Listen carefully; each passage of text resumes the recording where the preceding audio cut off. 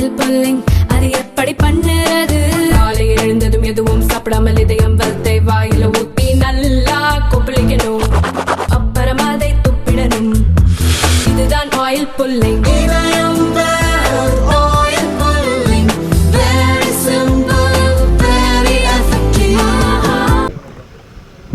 ஒன்றியத்தினுடைய education minister இன்றைக்கி ஒரு செய்தியை சொல்லியிருக்கிறார். குறிப்பாக அவர் தேர்தல் பரப்புரையில் இருக்கும்பொழுது அங்கே கேட்கப்பட்ட நம்முடைய செய்தியாளர்கள் கேட்கப்பட்ட கேள்வி என்று சொன்னால், குறிப்பாகவே அந்த செய்தியாளர் கேட்கும் பொழுது தமிழ்நாட்டை சார்ந்திருக்கின்ற கல்வித்துறை அமைச்சர் நீங்கள் பணம் தர மாட்டேங்கிறீர்களே என்கின்ற கேள்வியை சொன்னதனால் நானும் அதற்கு பதிலளிக்க கடமைப்பட்டவனாக ஒட்டுமொத்தமாக நம்முடைய பத்திரிகைத்துறை ஊடகத்துறை சார்ந்த நண்பர்கள் மூலமாக சொல்கிறேன். தமிழ்நாட்டு மக்களே, தொடர்ந்து ஒன்றிய அரசு என்பது நம்மளை வஞ்சித்து கொண்டிருக்கின்றது என்பதை நாங்கள் படித்து தொடர்ந்து இந்த ஆட்சி மாற்றம் ஏற்பட்டது பின்பும் சரி முன்பும் சரி தொடர்ந்து சொல்லிக்கிட்டே இருக்கிறோம். ஆனால் இன்றைக்கு அதற்கான ஒரு விடையாக நாங்கள் சொல்லும் பொழுதெல்லாம் அந்த இயக்கத்தை சார்ந்தவங்க என்ன சொல்கிறாங்க, பொய் சொல்கிறீங்க, உங்களுக்கு வெக்கமாக இல்லையா என்று இன்றைக்கு இருக்கக்கூடிய ஆளுங்கட்சியில் இருக்கக்கூடிய எங்களை பார்த்தெல்லாம் அவர்கள் வாய் கூசாமல் சொல்லுகிறார்கள். ஆனால் இன்றைக்கு அவர்களுடைய இயக்கத்தை சார்ந்திருக்கின்ற ஒரு ஒன்றிய அமைச்சரை என்ன திட்டவட்டமாக சொல்லியிருக்கிறார் என்பதை நீங்கள் பார்த்துருக்கலாம். ஆக இதைத்தான் நாங்கள் அடிக்கடி சொல்லும்பொழுது, தயவுசெய்து கல்வியில் நீங்கள் அரசியல் செய்யாதீர்கள். ஏறத்தாழ 40 லட்சம் மாணவ செல்வங்களுடைய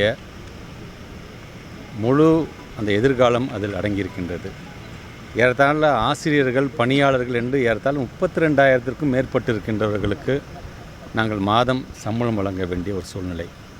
ஏறத்தாழ ஒரு மாதத்துக்கு 76 கோடி ரூபாய் மதிப்பிலும் ஒரு வருஷத்துக்கு 921 கோடி ரூபாய் மதிப்பில் அவங்களுக்கு சம்பளம் மட்டுமே வழங்க வேண்டியது.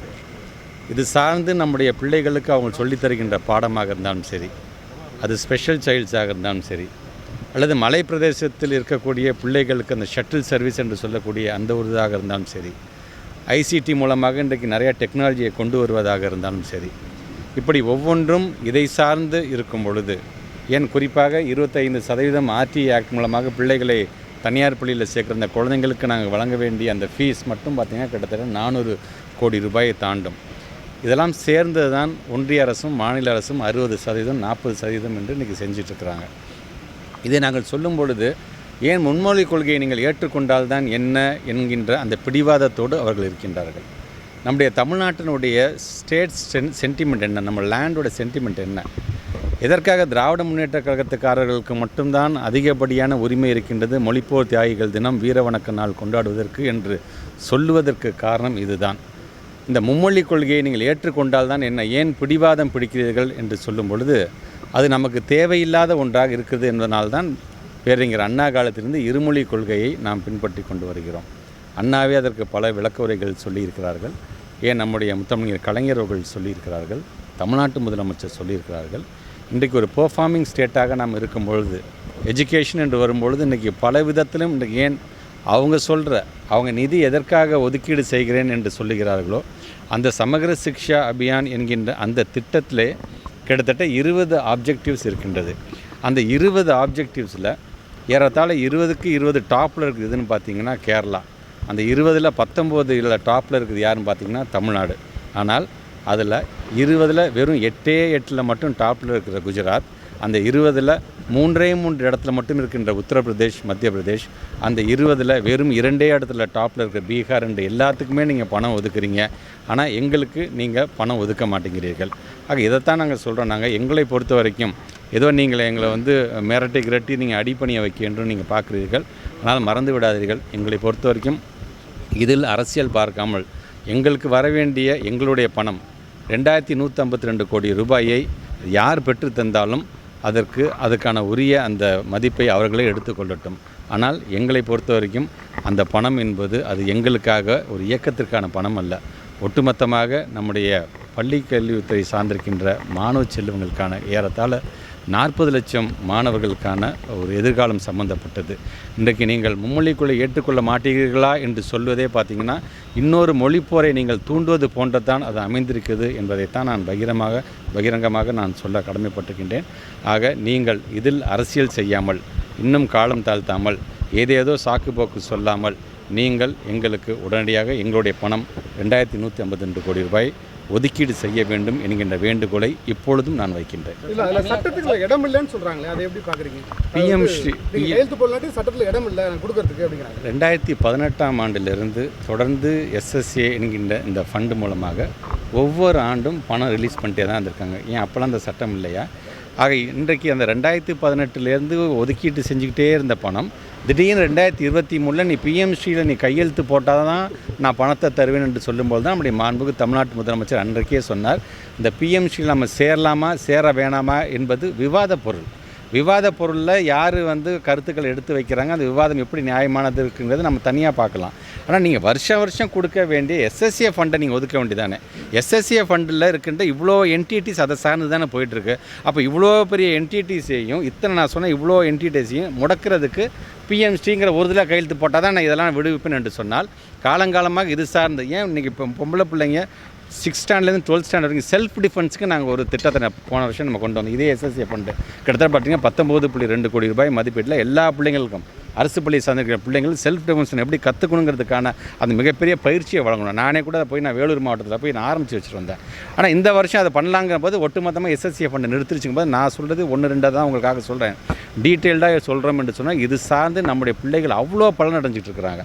ஆனால் அதில் நீங்கள் கையை வைக்கிறீங்க. என்ன சொல்கிறீங்க, ஏன் மும்மொழி கொள்கையை ஏற்றுக்கிட்டால் தான் என்ன, ஏன் உலகம் முழுவதும் ஏற்றுக்கிட்டு இருக்கீங்க அப்படின்னு சொல்லும்பொழுது நாங்கள் எந்த விதத்தில் குறைஞ்சி போய்கிட்டோம். அந்த இருமொழி கொள்கையை நாங்கள் கடைபிடிப்பதனால இன்றைக்கு நம்முடைய தமிழ்நாட்டுடைய மாணவ செல்வங்கள் ஏன் இன்றைக்கி ஐஎஸ்ஆரோட இயக்குனர் நாராயணன் அவர்கள் உள்ளிட்ட எல்லாமே அரசு பள்ளியில் படித்தவங்க தான். எல்லாமே ஒரு ப்ரூவன் ப்ராடக்டாக இன்றைக்கி எங்களுடைய பிள்ளைங்கள் நாங்கள் உருவாக்கிட்டு இருக்கோம். இன்றைக்கி தமிழ்நாடு மட்டுமல்ல இந்தியா முழுவதும் ஏன் உலகம் முழுவதும் நம்ம பிள்ளைங்க இன்றைக்கி பல ப்ரீமியம் இன்ஸ்டியூஷன்ஸ் போய் இன்றைக்கி நாங்கள் சேர்றாங்க என்று சொல்லும் பொழுது அப்படி நாங்கள் எங்களை நிரூபிச்சுட்டு இருக்கும் பொழுது ஏன் சம்மந்தமே இல்லாமல் ஒரு மும்மொழி கொள்கையை எடுத்துக்கன்னு நீங்கள் எப்படி நீங்கள் இது மாதிரியான ஒரு அழுத்தத்தை தரலாம் என்ற கேள்வி தான் அவரிடம் வைக்க நான் கடமை. கேந்திரிய வித்யா பள்ளிகளில் தமிழ் ஆசிரியர்கள் இருக்காங்களா? தமிழ் மொழி பயிற்றுவிக்கப்படுதா? தமிழ் ஏற்கனவே நம்முடைய மாண்புமிகு நாடாளுமன்ற உறுப்பினர் திருச்சி சிவா அவர்கள் ஒரு முறை பேசும்போது கூட சொன்னாங்க, கேந்திர வித்யாவுக்கு அந்தந்த ஸ்டேட்டு தான் இடமே கொடுக்குது உங்களை பண்ணுறதுக்கு. ஆனால் இது வரைக்கும் நீங்கள் தமிழுக்குன்னு தனியாக நீங்கள் ஒரு டீச்சர்ஸ் கூட நீங்கள் வைக்க மாட்டீங்க என்று சொல்லியிருக்கிறார்கள். அதையும் நாங்கள் வலியுறுத்திருக்கோம். உங்களுக்கே தெரியும், அரசு பள்ளி மட்டும் இல்லாமல் சிபிஎஸ்சி சார்ந்திருக்கின்ற மெட்ரிகுலேஷன்ஸை சார்ந்திருக்கின்ற பள்ளிக்கூடத்திலையும் தமிழ் கட்டாய பாடம் என்கிற அந்த ஆக்ட் நம்ம கொண்டு வந்திருக்கோம். இது மூலமாக எல்லா டீச்சர்ஸ்க்கும் நாங்கள் ஒரு ரெஃப்ரெஷிங் கோர்ஸே நாங்கள் நடத்தி காமிச்சோம் போன வருஷம். எதுக்காக, நீங்கள் உங்களோட பிள்ளைங்களுக்கு அந்த தமிழில் நீங்கள் கண்டிப்பாக நீங்கள் பாடம் நடத்தி ஆக வேண்டும் என்கிற விதத்தில் அவர்களை ஊக்கப்படுத்துகின்ற விதத்தில் இப்படி தமிழ் என்று வரும்பொழுது அது சார்ந்து பல்வேறு திட்டங்களை அதில் தமிழில் படிக்கிறவங்களுக்கு நம்ம வேலை வாய்ப்பில் இடஒதுக்கீடு தருவதிலேருந்து தமிழ் சார்ந்து பல்வேறு திட்டத்தை நாம் கொண்டு வந்திருக்கிறோம் என்று சொல்லும் பொழுது நீங்கள் சொல்வது போல் கேந்திர வித்யாலயம் அதை நாங்கள் தொடர்ந்து நாங்கள் வலியுறுத்தி கொண்டு தான் இருக்கின்றோம். தமிழ்நாட்டு வளர்ச்சி பணம் கொடுத்தா தானங்க வளர்ச்சி அடையும். ஆனால் பணம் கொடுக்காமலே இன்றைக்கி நம்முடைய மாண்புக்கு தமிழ்நாட்டு முதலமைச்சர் பணம் வரவில்லை என்று சொன்னால் என்ன, நம்ம கொள்கையை விட்டு கொடுத்து நாம் பணம் வாங்க வேண்டிய அவசியமில்லை, அதற்கான முழுவதையும் நாமளே ஏற்றுக்கொள்ளலாம் என்ற விதத்தில் தான் தமிழ்நாட்டு முதலமைச்சர் பல்வேறு திட்டத்தை நம்ம கொண்டு வந்துட்டுருக்கோம். ஏன் தொடர்ந்து பத்திரிகை துறை ஊடகத்துறை சார்ந்திருக்கிற நண்பர்கள் உங்களுக்கே தெரியும், இன்றைக்கு பல விதத்தில் இப்போ எஸ்சி ஓட்டர்ஸில் நம்ம அதிகப்படியாக இன்றைக்கி நம்ம ஒரு ஆதரவு பெருகி இருக்குது என்பது ஒரு புறம் இருந்தாலும் அந்தந்த மாநிலத்தை சார்ந்திருக்கின்ற முதலமைச்சரை அதிகமாக மக்கள் விரும்புகிறார் என்றதுலேயும் பார்த்தீங்கன்னா போன பிப்ரவரியில் 36% இருந்திருக்கும். இந்த பிப்ரவரியில் 57%, கிட்டத்தட்ட 22% ஒரு வளர்ச்சியே கொடுக்காம ஒரு முதலமைச்சருக்கு எப்படி இந்த அளவுக்கான ஒரு செல்வாக்கு வரும் என்பதை தான் சொல்லணும் விரும்புகிறேன்.